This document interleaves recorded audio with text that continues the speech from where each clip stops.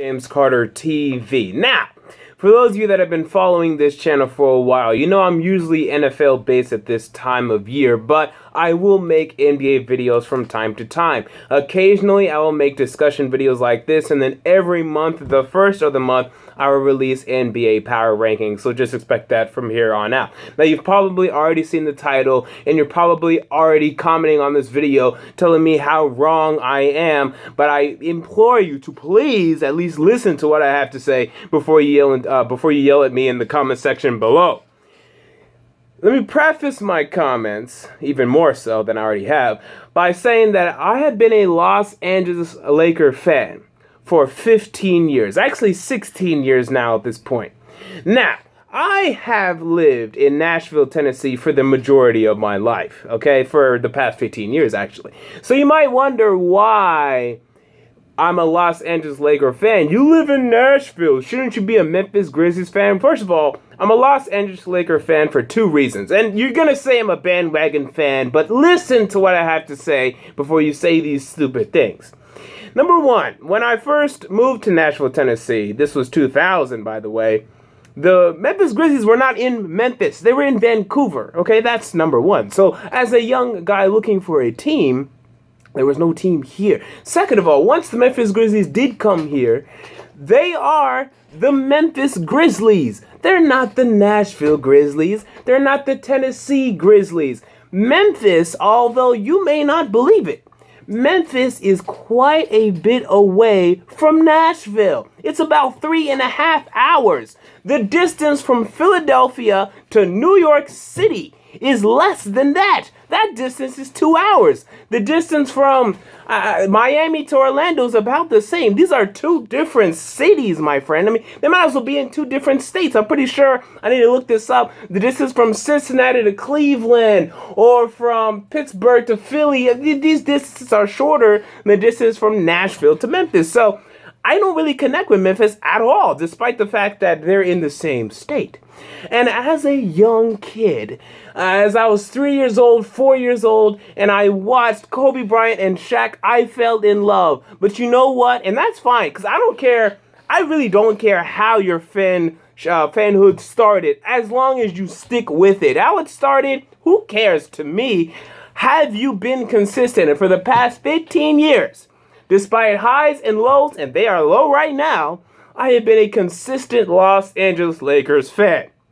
Now, with that said, and it all started, by the way, again, with the love of Kobe and Shaq, and that duo were so magical and great to me. How could you not fall in love with those two? You either loved them or you hated them. I loved them, and even now, when this team sucks, I watch every single game, and my roommate can attest to that. Isn't that right? Yes, it is. All right. Suck. Yeah, so with that said, let me make my grandiose statement. Kobe Bryant needs to retire today.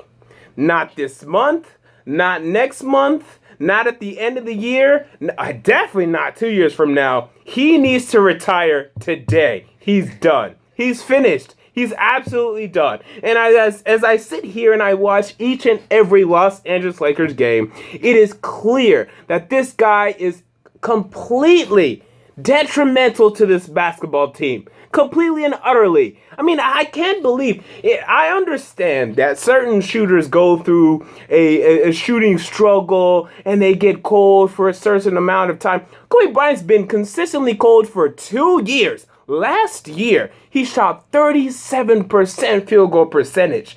The best case scenario this season is that he reverts back to that, because as of this moment, he is shooting 32% field goal range, 20.8% from 3-point range. And if you watch these games, defenses are not even respecting this guy. He hasn't been double teamed. He's actually shot wide open threes, and they miss.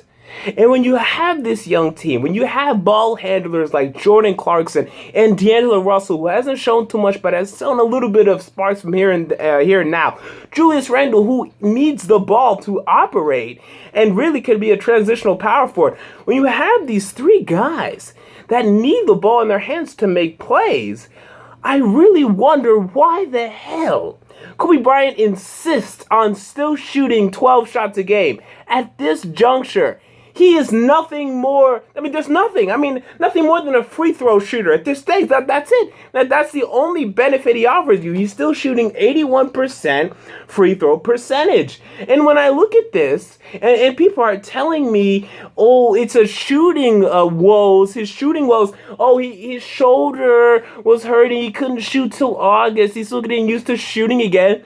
He's shooting free throws just fine. So why is it that those free throw percentage isn't relating to field goal percentage or wide open threes? He's missing wide open threes. He offers nothing defensively. Absolutely nothing defensively. I've seen him get blown by and killed by Danilo Gallinari, by Will Barton, by these clowns that shouldn't even be playing. Well, maybe not playing, but really should not be scoring 20 points. I know that. Shouldn't be scoring 20 points on this basketball team, and yet they are. Because Kobe Bryant is nothing more than a detriment defensively. There's nothing he offers you. He definitely isn't going to pass the ball. He hasn't registered a block all season. Excuse me. Kobe Bryant. It's so sad. This is my favorite player in NBA history. I grew up watching this guy. I still have his number 8 jersey, even though it doesn't fit me. But at this stage, it is over. This guy is nothing more than a detriment to the Los Angeles Lakers, and I'm so sick and tired of watching him suck the life and potential out of this team because of Kobe Bryant and Byron Scott.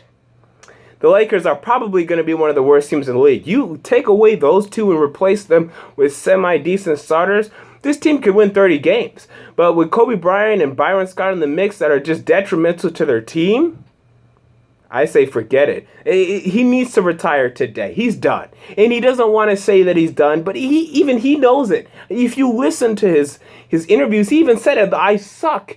He said, I suck. He sounds so depressed. Like, this is not Kobe Bryant. What was it that I told you that he said? And I was like, Kobe would never say that.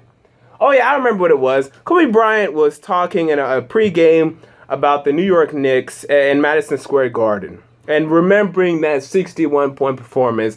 And he was talking about it. He was remembering. The old Kobe Bryant wouldn't do that. The old Kobe Bryant wouldn't say, oh, let's think about the old. He would say, I'm about to put up 61 tonight. That's what Kobe Bryant would do. He knows his skills are diminished, and he's still shooting the ball ridiculously. At least it's not 20 shots per game. I'll give him that. He only did that in game 1, and that was because he was semi-hot. So he figured, hey, I'm going to shoot even more than I should.